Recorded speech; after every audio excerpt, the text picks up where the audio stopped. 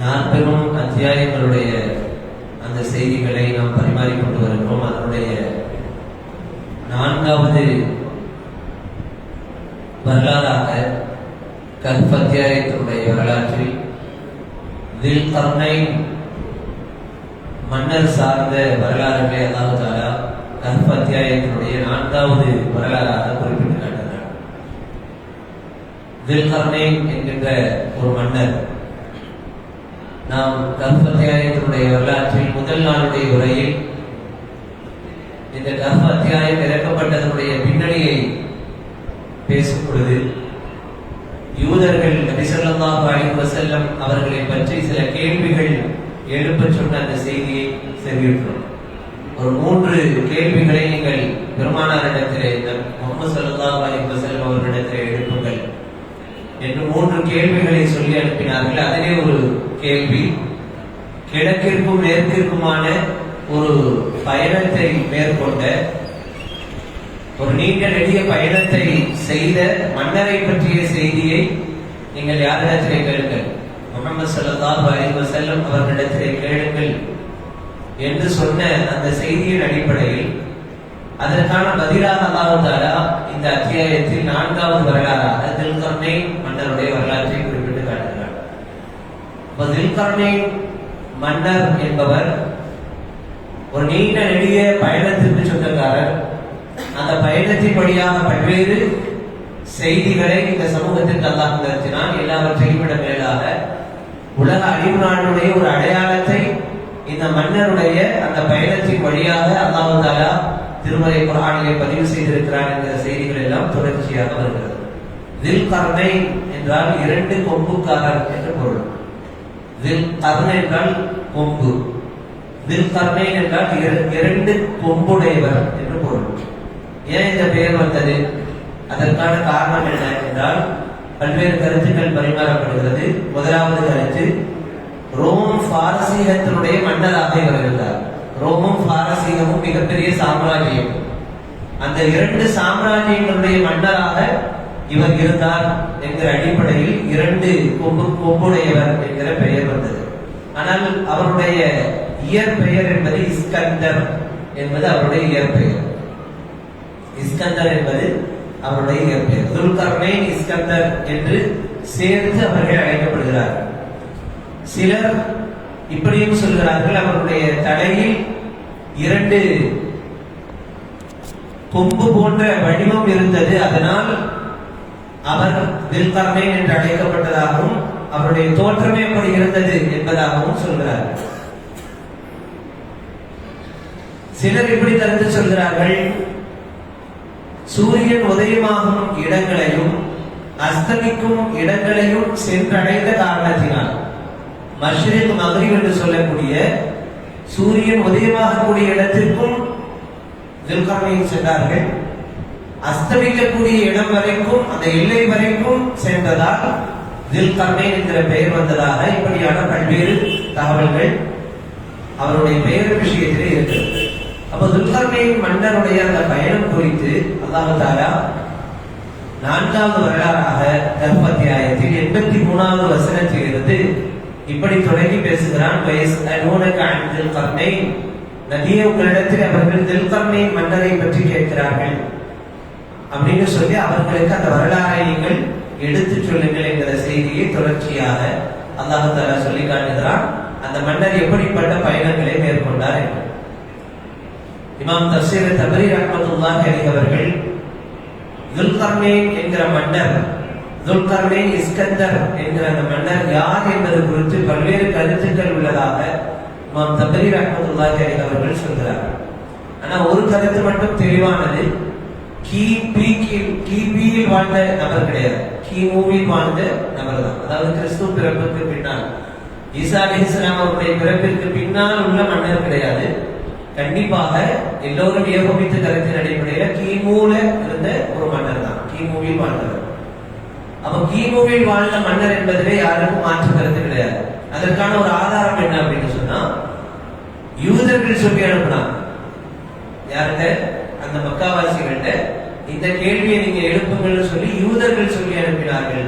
அப்ப யூதர்கள் என்பவர்கள் கிமுடைய காலகட்டத்தில் வாழ்ந்தவர்கள் என்கிற அடிப்படையில் அந்த காலகட்டத்தினுடைய வரலாறு சார்ந்த ஒரு நபராகத்தான் தில்கர்னைன் அவர்கள் இருக்கிறார்கள். அப்ப இந்த அடிப்படையில் ஒரு பெரும்பான்மையான கூற்றின் அடிப்படையிலே தில்கர்னைன் மன்னர் யார் என்று எந்த காலத்தில் வாழ்ந்தவர் என்று சொல்லும் பொழுது சையதுனா இப்ராஹிம் அலைஹிஸ்ஸலாம் அவர்களுடைய காலத்தில் வாழ்ந்த மன்னர்களில் ஒருவர். இப்ராஹிம் அலைஹிஸ்ஸலாம் அவர்களோடு தில்கர்னைன் மன்னர் காபாவை தவாப் செய்துள்ளார். அவர் ஒரு இறை நம்பிக்கையாளர், மார்க்கம் தழுவி வாழக்கூடிய ஒரு நபர், அழைப்பு பணி செய்தவர் என்றெல்லாம் தில்கர்னைன் மன்னர் சம்பந்தமாக தஃசீர்களிலே எழுதப்படுகிறது. அந்த அடிப்படையில் பெரும்பான்மையான நிறைய கருத்துக்கள் உண்டு. தில்கர்னைன் மன்னர் யார் என்ற அடிப்படையில் பாசிட்டிவான நெகட்டிவான சரியான கருத்துக்களும் இருக்கிறது, ஆதாரமற்ற ரொம்ப எதிர்மறையான கருத்துக்களும் பதிவு செய்யப்பட்டிருக்கிறது. ஆனால் பெரும்பான்மையாக குர்ஆனில் அல்லாஹ் சொல்லப்பட்டிருக்கிற செய்திகளின் அடிப்படையில் வைத்து பார்க்கும் பொழுது இப்ராஹிம் அலைஹிஸ்ஸலாம் அவர்களுடைய காலகட்டத்தில் வாழ்ந்த ஒரு இறை அடியாராக வாழ்ந்த ஒரு மன்னர் தான் தில்கர்னைன் இஸ்கந்தர் என்பவர்கள். இவர்களுக்கென்று நிறைய சிறப்புகளும் வரலாற்றிலே சொல்லப்பட்டிருக்கிறது. அந்த சிறப்புகள்ல ஒண்ணு என்ன அப்படின்னு சொன்னா, ஒரே நேரத்தில் முழு உலகையும் ஆண்ட மன்னர்களில், ஆட்சி செய்த நபர்களில் தில்கர்னைன் மன்னர் அவர்களும் கணிக்கப்படுகிறார்கள். 4 பேர் இந்த உலகம் முழுவதையும் ஆட்சி செய்ததாக இஸ்லாமிய அடிப்படையிலான வரலாற்று பதிவுகள் இருக்கிறது. அதுல ஒன்று நமக்கு எல்லாம் தெரியும், நபி சுலைமான் அலைஹிஸ்ஸலாம் அவர்கள் உலகம் முழுக்க ஆட்சி செய்தவர்கள். இவருடைய காலகட்டம் கிமு 970 இருந்து 935 வரை உள்ள காலகட்டம். துல்கர்னைன் அடுத்து இரண்டாவதாக சொல்லப்படுவது குர்ஆனிய அடிப்படையில் துல்கர்னைன் மன்னர் கிமு 356 இருந்து 323 வரை உள்ள காலகட்டம் இது. மூன்றாவது நம்ரூத். நம்ரூத் என்பவன் ஒரு மிகப்பெரிய அரசனாக மன்னனாக இருந்தவன். அவனுடைய காலகட்டம் என்பதானால் கொடிய அரசனாக அவனுடைய ஆட்சி பரவி விருந்து இருந்தது. கிமு 2000 காலகட்டத்திலே அவனுடைய வரலாறு இருந்ததாக பதிவு செய்யப்படுகிறது. நான்காவதாக புக்த் நஸ்ர் என்று சொல்லக்கூடிய ஒரு மன்னர், நெபுகாத் நேசர் என்று சொல்லக்கூடிய அந்த மன்னருடைய வரலாறு, அவரும் பறந்து விரிந்த ஒரு வரலாற்றுக்கு சொந்தக்காரர் என்கிற ஒரு நிலை இருந்தது. அவருடைய காலகட்டமும் கிமு 605 இருந்து 562 வரைக்கும் உண்டான காலகட்டம். இப்படியாக பலருடைய கருத்துக்களின் அடிப்படையில் இவ்வளவு தகவல்கள் பதிவு செய்யப்படுகிறது. ஆக தில்கர்னைன் மன்னர் என்பவர், அவருக்கான சிறப்புகளிலே ஒன்று மிகப்பெரிய ஒரு எல்கையை அவர் ஆட்சி செய்யக்கூடிய ஒரு வாய்ப்பை அல்லாஹ் தஆலா அவர்களுக்கு கொடுத்திருந்தார். அதனாலதான் குர்ஆன்ல அல்லாஹ் அவருடைய வரலாற்றை சொல்லக்கூடிய தொடர்ச்சியான இந்த வசனங்களில் வஆதைனாஹு மின் குல்லி ஷைஇன் ஸபபா, எல்லா வழிகளையும் அவர்களுக்கு நாம் ஏற்படுத்தி கொடுத்தோம் என்று அல்லாஹ் தஆலா சொல்றார். அவருடைய ஆட்சிக்கு தேவையான ஒரு மிகப்பெரிய அரசாட்சி செய்யக்கூடிய அத்தனை வழிகளையும் தில்கர்னைன் இஸ்கந்தர் அவர்களுக்கு நாம் ஏற்படுத்தி கொடுத்தோம் என்பது குர்ஆன் சொல்லக்கூடிய கருத்துக்களாக இருக்கிறது. அப்போ இதற்கு எல்லா வழிகளையும் நாம் ஏற்படுத்தி கொடுத்தோம் அப்படின்னு சொன்னா, ஒவ்வொரு பொருளையும் அடையக்கூடிய வழியை தந்தோம், பூமியில் முக்கிய கேந்திரங்களையும் தளங்களையும் வழங்கியிருந்தோம், பல்வேறு மொழியாற்றல், எந்த சமூகத்துடனும் போரில் ஈடுபட்டாலும் அவரவர் மொழியில் பேசக்கூடிய அளவிற்கு உண்டான ஆற்றல், இப்படியாக பல்வேறு ஆற்றல்களுக்கு சொந்தக்காரராக தில்கர்னைன் இருந்தார்கள்.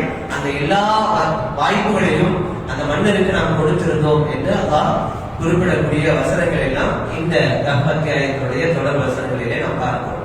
அடுத்த அல்லாஹ் தஆலா அந்த ஆட்சி அவர்களுக்கு கொடுத்து, அந்த ஒரு மிகப்பெரிய ஆட்சி அவர்களுக்கு கொடுத்து அவர்களை பயணம் பண்ண வைக்கிறார். குர்ஆன்ல அல்லாஹ் தஆலா இப்படி சொல்கிறான், ஃபஅத்பஅ ஸபபா. அப்படி அந்த பயணத்தை மேற்கொண்டு தனக்கான வழியை ஏற்படுத்தி கொண்டு அப்படியே பயணிக்கிறார்கள். எங்க வரைக்கும் பயணிக்கிறாங்க? ஃபர்ஸ்ட் அவங்க போற இடம் எது அப்படின்னு சொன்னா, சூரியன் மறையக்கூடிய அஸ்தமனமாகக்கூடிய எல்கை வரைக்கும் போறாங்க. அதற்கு மேல் என்ன இல்ல, பூமியே கிடையாது, கடல் தான். இப்ப நம்ம சில நேரங்கள்ல சூரியன் மறையறத கடலுக்கு பக்கமா போய் பார்த்தோம்னா சூரியன் அப்படி தண்ணிக்குள்ளார போற மாதிரி இருக்கும். அந்த மாதிரி குர்ஆன் சொல்லக்கூடிய வார்த்தை, அவங்க எந்த அளவுக்கு எல்கைக்கு போயிட்டாங்க அப்படின்னு சொன்னா, அந்த சந்திரன் மறைகிறது, அந்த சந்திரன் மறையும் போது அது தண்ணீருக்குள் இறங்குவது போல் காட்சி அளிக்கக்கூடிய அளவிற்கு ஒரு மிகப்பெரிய எல்கையை அவர் போய் அடைந்திருந்தார்கள். அப்ப அந்த எல்கைக்கு போனப்போ அங்க என்னெல்லாம் இருந்தது அப்படின்னு சொல்லி அல்லாஹ் தஆலா சொல்லும் பொழுது, அங்கே ஒரு சமூகம் இருந்தது. அது என்ன சமூகம்? துருக்கி சிரியா இந்த இரண்டிற்கும் இடைப்பட்ட ஒரு இடத்திலான ஒரு இடத்துல வந்து ஒரு சமூகம் இருந்தது. அந்த மாதிரியான ஒரு இடமாக இருக்கலாம் என்றெல்லாம் பதிவுகள் இருக்கிறது. அப்ப அங்க ஒரு சமூகம் வாழ்ந்தது. அந்த சமூகத்தினுடைய நிலை என்பது அல்லாஹ் தஆலா அந்த சமூகம் எப்படி இருந்தது என்பதை குர்ஆனிலே குறிப்பிடும் பொழுது ஹத்தா இதா பலக மக்ரிப ஷம்ஸி வஜதஹா தக்ருபு ஃபீ ஐனின் ஹமிஅத்தின் வவஜத இன்தஹா கௌமா. சூரியன் மறையும் மேற்கு திசை வரைக்கும் அவர்கள் சென்றடைந்த பொழுது அது ஒரு சேறு கலந்த நீரில் மூழ்குவது போல மறைய கண்டார்கள். எதை? அந்த சந்திரனை. அடுத்து அல்லாஹ் தொடர்ச்சியாக சொல்கிறார், அவர் அவ்விடத்தில் ஒரு சமூகத்தாரையும் கண்டார்கள்.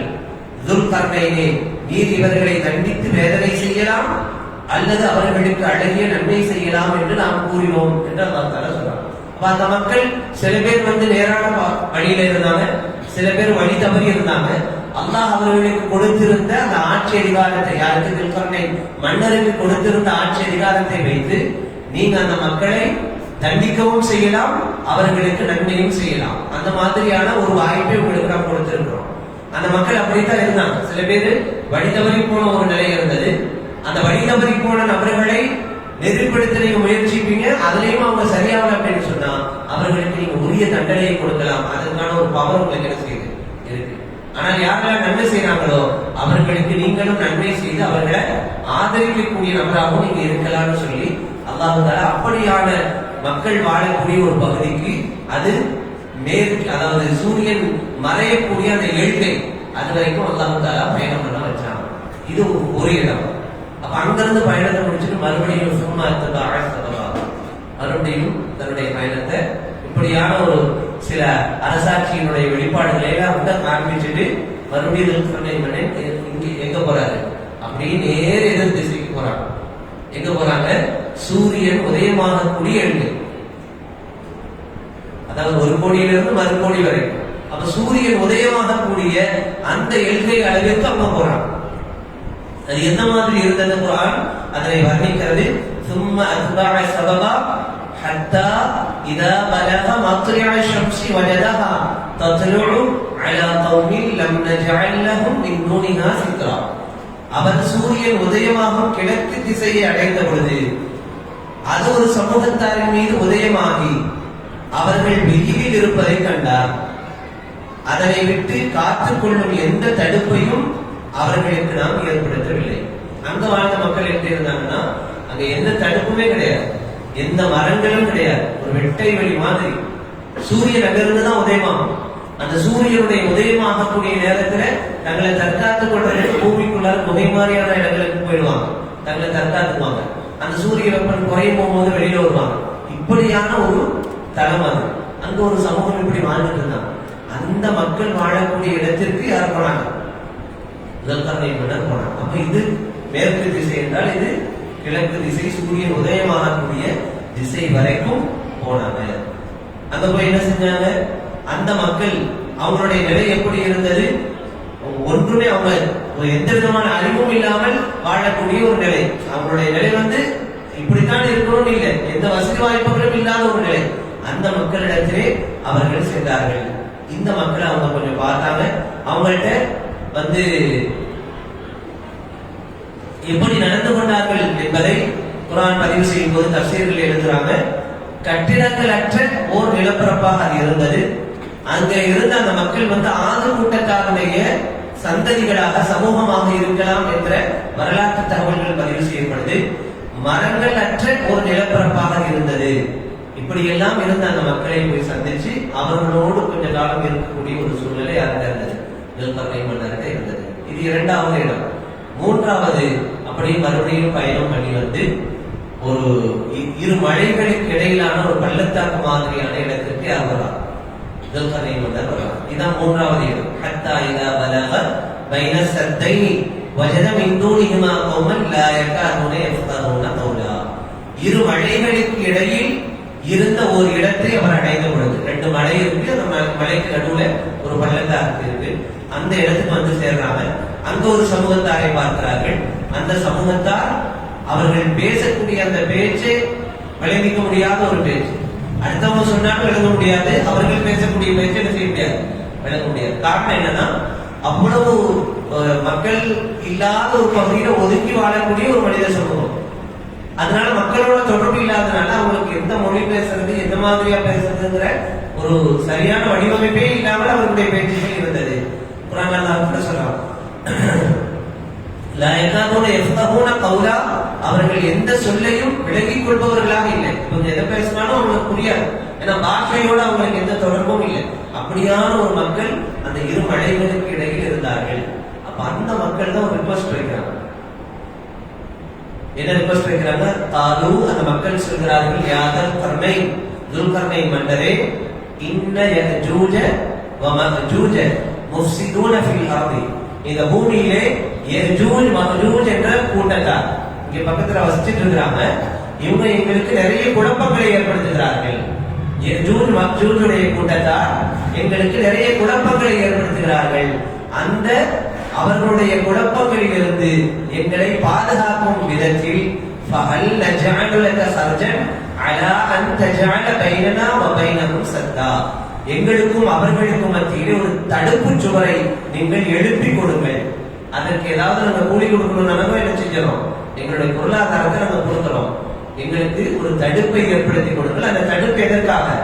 அந்த யஜூஜ் மஜூஜ் கூட்டத்தாருடைய அந்த குழப்பங்களில் இருந்து எங்களை நாங்கள் பாதுகாத்துக் கொள்வதற்காக இந்த ஒரு பணியை நீங்கள் செய்து கொடுக்க வேண்டும் என்று துல்கர்னைன் மன்னரிடத்திலே யார் கோரிக்கை வைக்கிறாங்கன்னா, அந்த இரு மலைகளுக்கு இடையில் வாழ்ந்த அந்த மக்கள் கோரிக்கை வைக்கிறாங்க.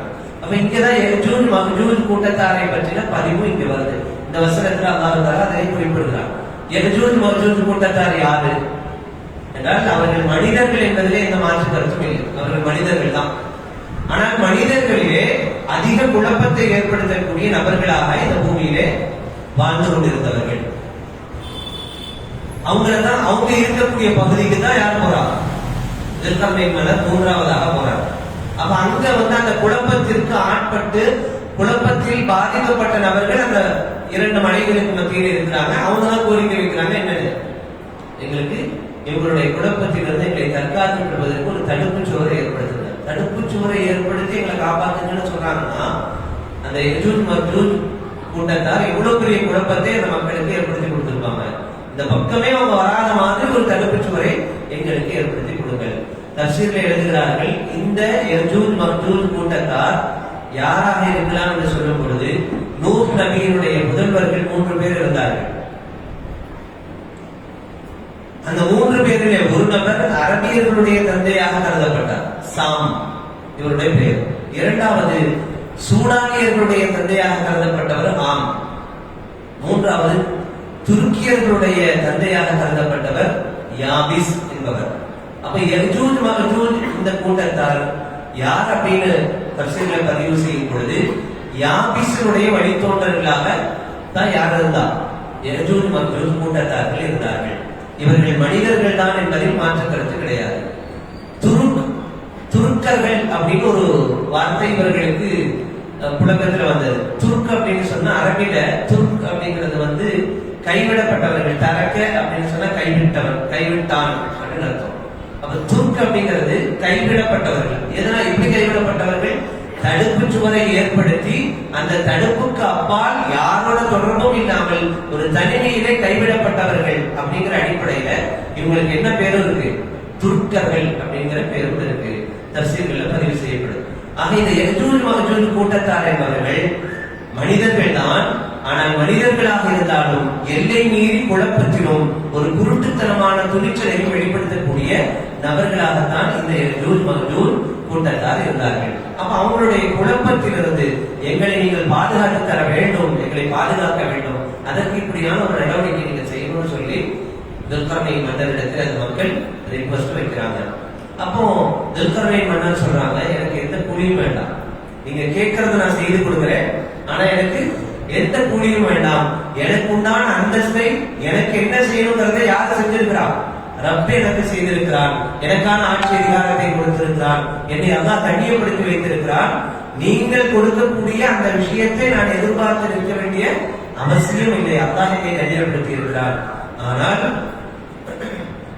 அந்த தடுப்பு சுவரை ஏற்படுத்துவதற்கு உங்களுடைய உடல் ரீதியான ஒத்துழைப்பு எனக்கு தேவை அப்படின்னு சொன்னாங்க. உங்களுடைய உடல் ரீதியான ஒத்துழைப்பு தேவை. காரணம் என்னன்னா, அந்த தடுப்பு சுவரை ஏற்படுத்துதல் என்பது ஒரு நல்ல ஸ்ட்ராங்கான ஒரு தடுப்பு சுவர் இருக்கணும். ஏன்னா அவங்களுடைய குழப்பம் என்னவா இருக்கு, கடுமையான குழப்பமாக இருக்கிறது. அவர்கள் இனி உங்களை அந்த தடுப்பு சுவரை தாண்டி உங்களை குழப்பம் செய்யறதுக்கான சூழல் வரவே கூடாது. அப்போ அந்த தடுப்பு சுவரை எழுப்புவது ரொம்ப ஸ்ட்ராங்கானதா இருக்கணும்னு சொல்லி உங்களுடைய ஒத்துழைப்புகளை மட்டும் எங்களுக்கு கொடுங்கள் அப்படின்னு சொல்லி கேட்கக்கூடிய அந்த வார்த்தை குர்ஆனிலே பதிவு செய்யப்பட்டிருக்கிறது. அப்ப என்னன்னா, என்ன சொல்றாங்க துல்கர்னைன், மா மக்கன்னி ஃபீஹி ரப்பி கைருன் ஃபஅஇனுனி பிகுவத்தின், என் இறைவன் எனக்கு எதில் வசதிகள் அளித்திருக்கிறானோ அது நீங்கள் கொடுக்க இருப்பதை விட மேலானது, சிறப்பானதெல்லாம் செஞ்சிருக்கிறான். உங்கள்கிட்ட நான் என்ன எதிர்பார்க்கிறேன், உங்கள் உடல் பலம் கொண்டு எனக்கு நீங்கள் உதவி செய்யுங்கள். உங்களுடைய உடல் பலம் கொண்டு இந்த சுவரை எழுப்புவதற்கு நீங்கள் எனக்கு உதவி செய்யுங்கள். நான் உங்களுக்கும் அவர்களுக்கும் இடையே ஒரு உறுதியான தடுப்பை ஏற்படுத்தி விடுவேன் என்று யார் சொன்னார்? துல்கர்னைன் சொன்னார். அதுக்காக வேண்டி அவர் சொன்ன ஐடியா என்ன அப்படின்னு சொன்னா, நீங்கள் இரும்பு பாடங்களை என்னிடம் கொண்டு வாருங்கள். ஆதூனி ஜுபரல் ஹதீத் ஹத்தா இதா சாவா பைன ஸதஃபைன் قال انفخوا حتى اذا جعله نارا قال آتوني افرغ عليه قطرا. நீங்கள் இரும்பு பாடங்களை என்னிடம் கொண்டு வாருங்கள் என்றார். பிறகு அவை இரு மழைகளுக்கு இடையில் உச்சிக்கு சமமாகும் போது ஊதுங்கள் என்றார். அதனை அவர் நெருப்பாக ஆக்கியதும் உருக்கிய செம்பையும் என்னிடம் கொண்டு வாருங்கள், நான் உருக்கிய செம்பை அதன் மீது ஊற்றுவேன் என்றார். அப்படின்னா என்ன அர்த்தம், இதுல வரக்கூடிய சாராம்சம் என்ன அப்படின்னு சொன்னா, செம்பு அதை போட்டு உருக்கிறது, அதன் வழியாக என்ன செய்யுது, ஒரு கடமையை உண்டாக்குறது, அதுக்கப்புறம் அதை கொண்டு ஒரு சுவரை எழுப்புதல். இதெல்லாம் என்னன்னா ஒரு கெட்டியான தடுப்பு சுவர். யாராலையும் துணை போட முடியாத, யாராலையும் தகர்த்து விட முடியாத ஒரு தடுப்பு சுவரை தான் யார் ஏற்படுத்தலாம், உண்டாக்கலாம். துல்கர்னைன் மன்னர் உண்டாக்கினாரு. அதற்கு உதவியாக அந்த மக்கள் உடன் இருந்தார்கள்.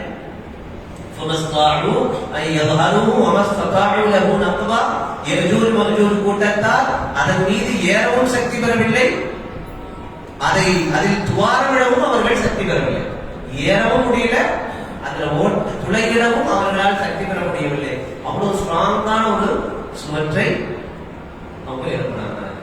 அப்ப இப்படி எல்லாம் எழுப்பி முடிச்சு அவங்களுக்கு அந்த உதவியை செய்யும் பொழுது செய்துவிட்டு துல்கர்னைன் மன்னர் சொன்ன வார்த்தையை குர்ஆன் குறிப்பிடுகிறது. ஹாதா ரஹ்மத்துன் மிர் ரப்பி, இந்த வாய்ப்பை, இவ்வளவு பெரிய உதவியை உங்களுக்கு செய்வதற்கான வாய்ப்பை கொடுத்தது வல்ல ரஹ்மானுடைய அருள் தானே தவிர வேறொன்றும் இல்லை அப்படின்னு சொல்லக்கூடிய பதில். அதோடு அந்த வரலாறு அப்படிங்கிறது. அப்ப இங்க நம்ம தெரிஞ்சுக்க வேண்டிய சில செய்திகள் என்ன அப்படின்னு சொன்னா, இரும்பு துண்டுகள் தான் அங்கே செங்கலாக பயன்படுத்தப்பட்டது. இரும்பு துண்டுகளை வைத்துதான் அந்த சுவர் எழுப்பப்பட்டது. அதன் மீது செம்புகள் ஊற்றப்பட்டது.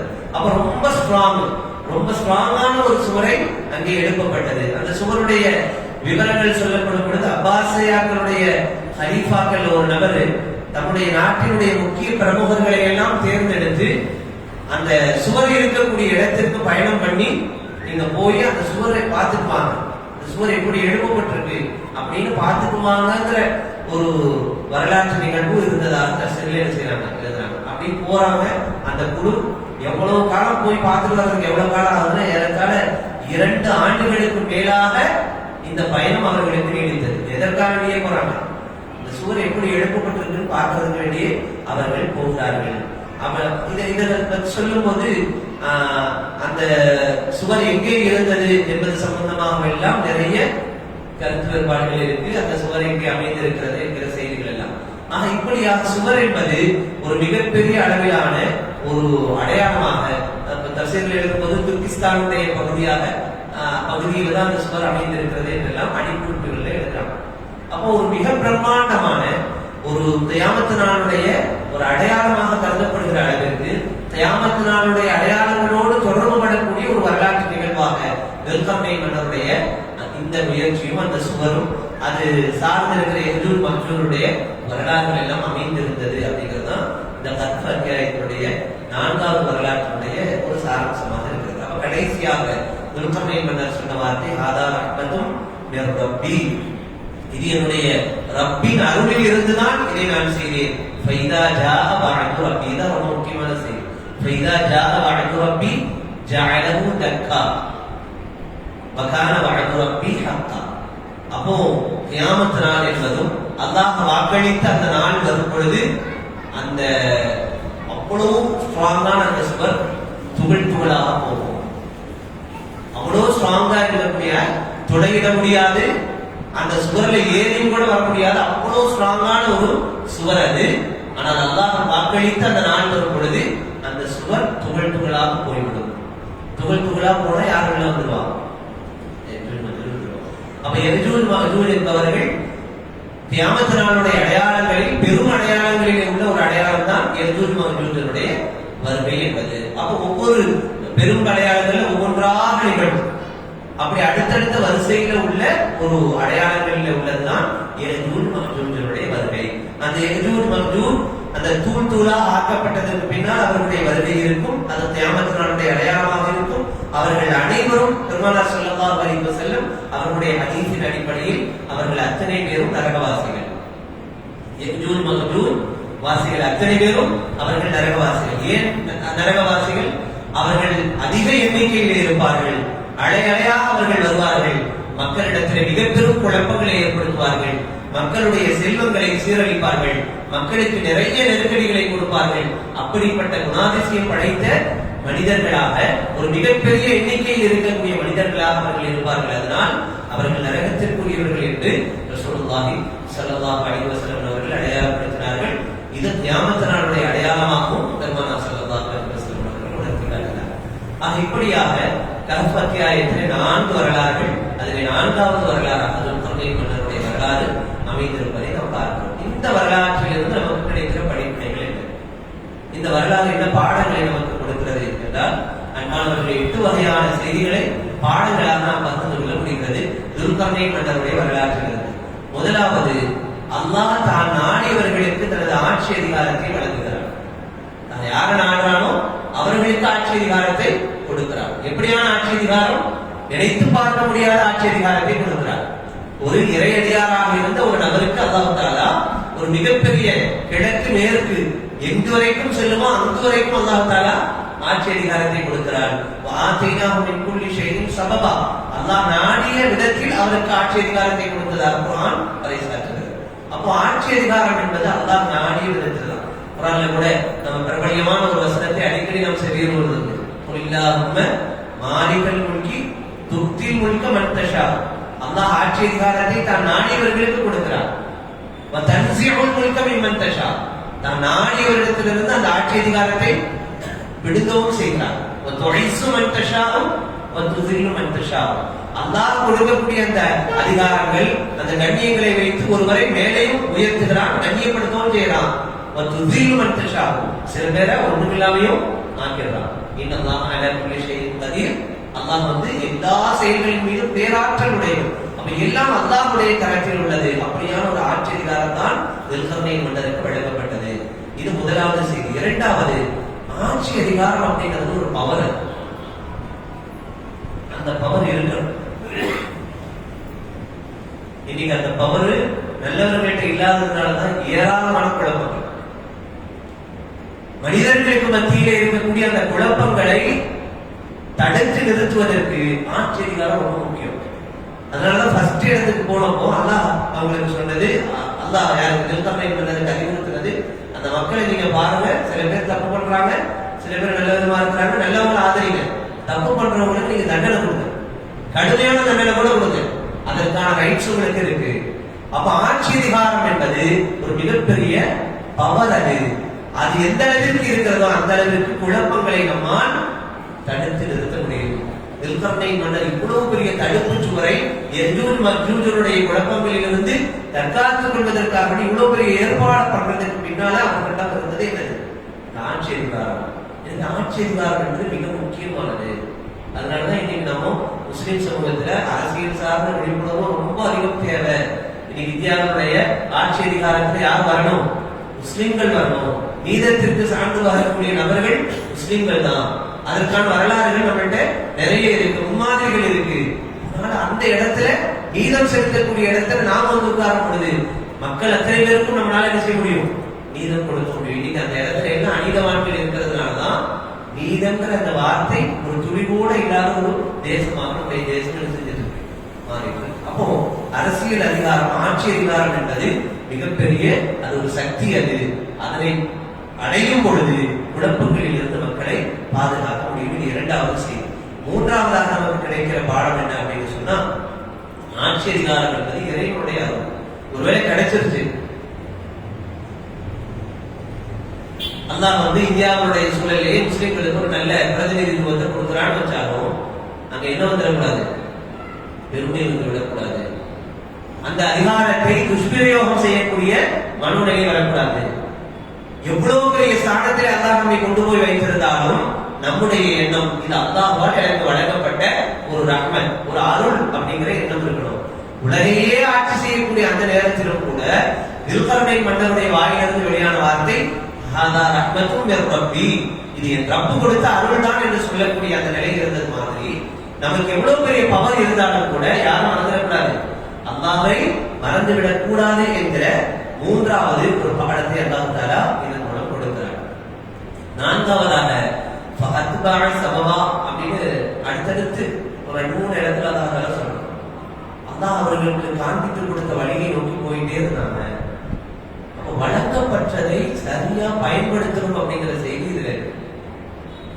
அல்லாஹ் அவர்களுக்கு கொடுத்த சந்தர்ப்பத்தை அடுத்தடுத்து பயன்படுத்தி ஒரு கோடியிலிருந்து மறு கோடி வரைக்கும் ஒரு பயணத்தை மேற்கொண்டு அதில் ஒரு மிகப்பெரிய அனுபவங்களை கண்டு அது ஒரு பெரிய வரலாறாக மாற்ற பெருமை யாருக்கு இருக்கு?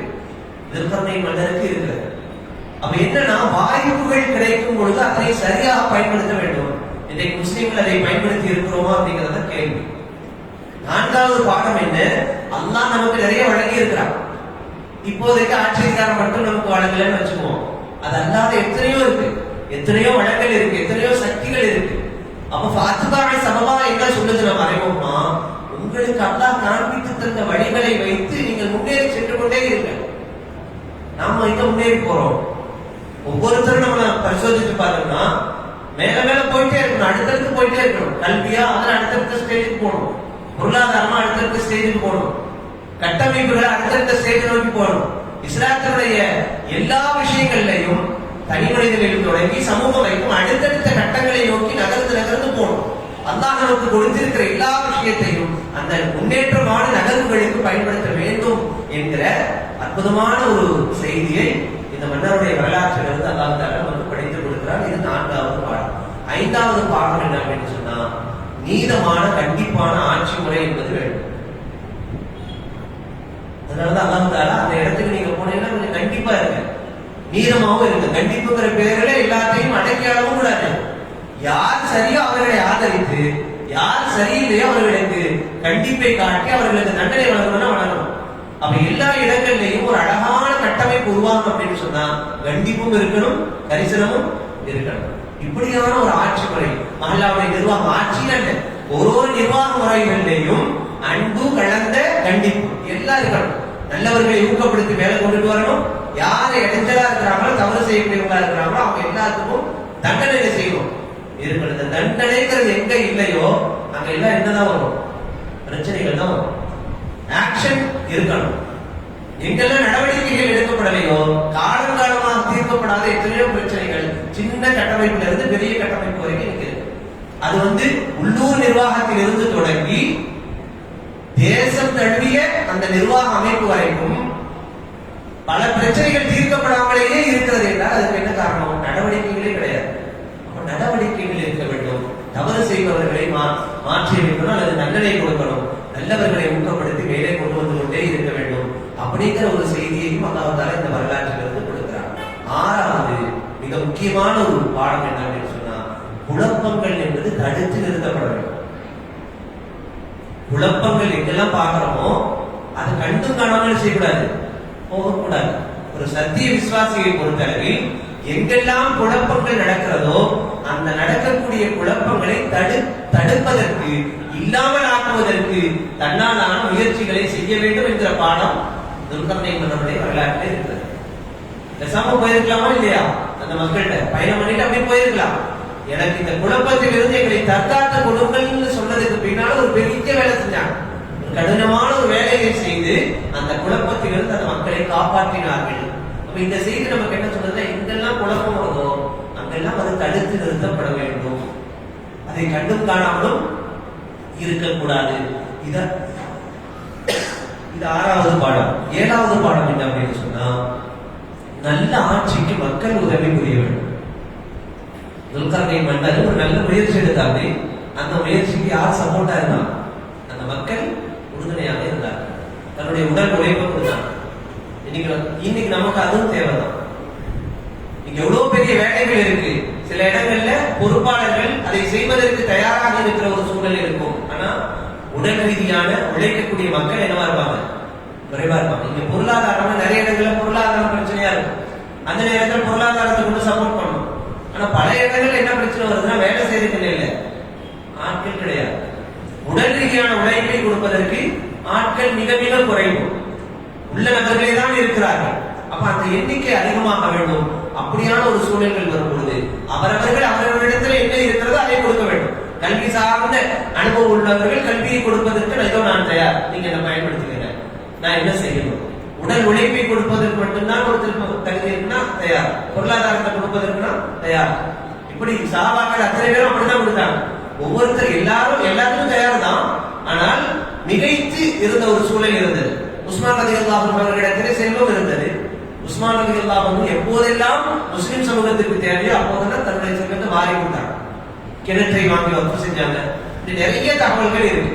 அப்போ நல்ல ஆட்சிக்கும் நல்ல நிர்வாகத்திற்கும் நல்ல சூழல்கள் உருவாகுவதற்கும் யாரெல்லாம் பொறுப்பாளர்களா இருக்காங்க அவங்களுக்கெல்லாம் கீழே இருப்பவர்கள் சப்போர்ட் பண்ணணும், உறுதுணையாக இருக்க வேண்டும் என்கிற ஒரு பாடத்தை 7வது பாடமாக இந்த வரலாறு நமக்கு கொடுக்கிறது. 8வது பாடம் என்ன அப்படின்னு சொன்னா, கியாமத் நாளுடைய அடையாளம் என்று அல்லாஹ் எதையெல்லாம் நிர்ணயம் செய்து வைத்திருக்கிறாரோ அதெல்லாம் நம்பணும். அது அல்லாஹ்வுடைய ஏற்பாடு. நம்ம இந்த வரலாற்றை யோசிச்சு பார்த்தோம்னா, ஒரு தடுப்பு சுவர், அந்த தடுப்பு சுவருக்கு அப்பால் சில மனிதர்கள் இன்றைக்கும் வாழ்ந்து கொண்டிருக்கிறார்கள். அந்த சமூகம் தான் கூட்டம்.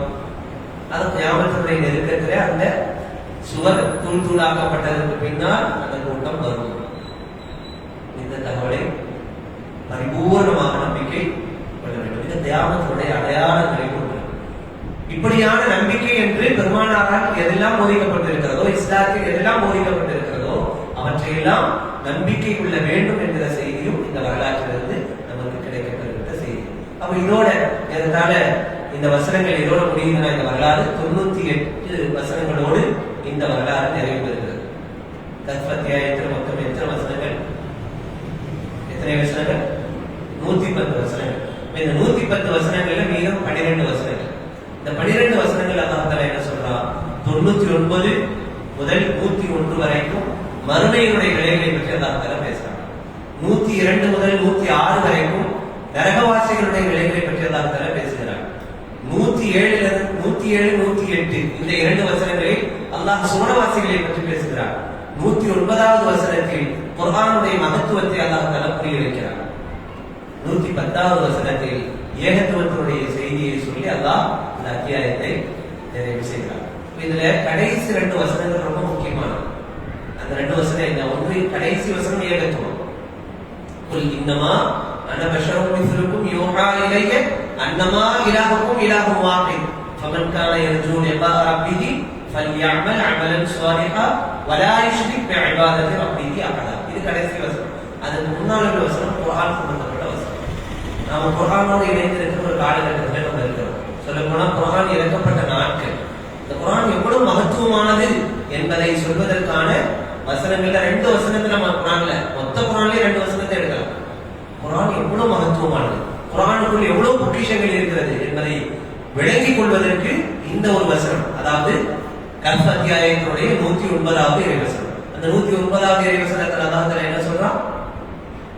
குல் நபியே நீங்கள் அவர்களிடத்திலே சொல்லுங்கள், லவ் கானல் பஹ்ரு மிதாதன் லிகலிமாத்தி ரப்பி, என்னுடைய ரப்பின் கலிமாவை எழுதுவதற்கு கடல் முழுவதையும் மையாக ஆக்கினார்.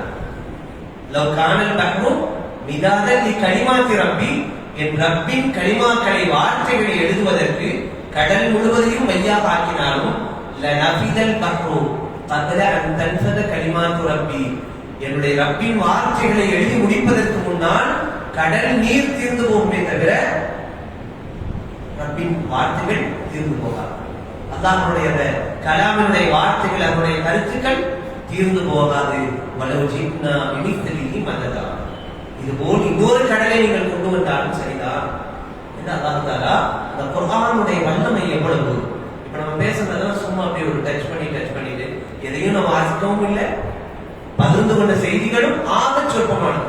ஆனால் ஒவ்வொரு வசனம் சம்பந்தமாகவும் அமர்ந்து அதற்கென்று மணி நேரங்களை ஒதுக்கி, நாள் கணக்கிலே ஒதுக்கி அந்த வசனங்களை நாம் ஆய்வு செய்யும் போது கிடைக்கிற தகவல்களும் அதிலே கிடைக்கப்பெறுகிற படிப்பனைகளும் பாடங்களும் என்பது ஆயிரக்கணக்கில், லட்சக்கணக்கில், கோடிக்கணக்கில் குர்ஆன் காலத்திற்கு ஏற்ப கருத்துக்களை அள்ளி கொடுத்துக் கொண்டே இருக்கிறது என்பதுதான் இந்த வசனத்தினுடைய நிறைவாக நாம் விளங்க வேண்டியது. அப்ப அதுதான் இந்த வசனத்தில் அதான் சொல்றேன். இன்னொரு வசனம் இருக்கிறது, திருமறை குர்ஆனுடைய வசனம் நம்பர் எனக்கு நினைவில் வரல.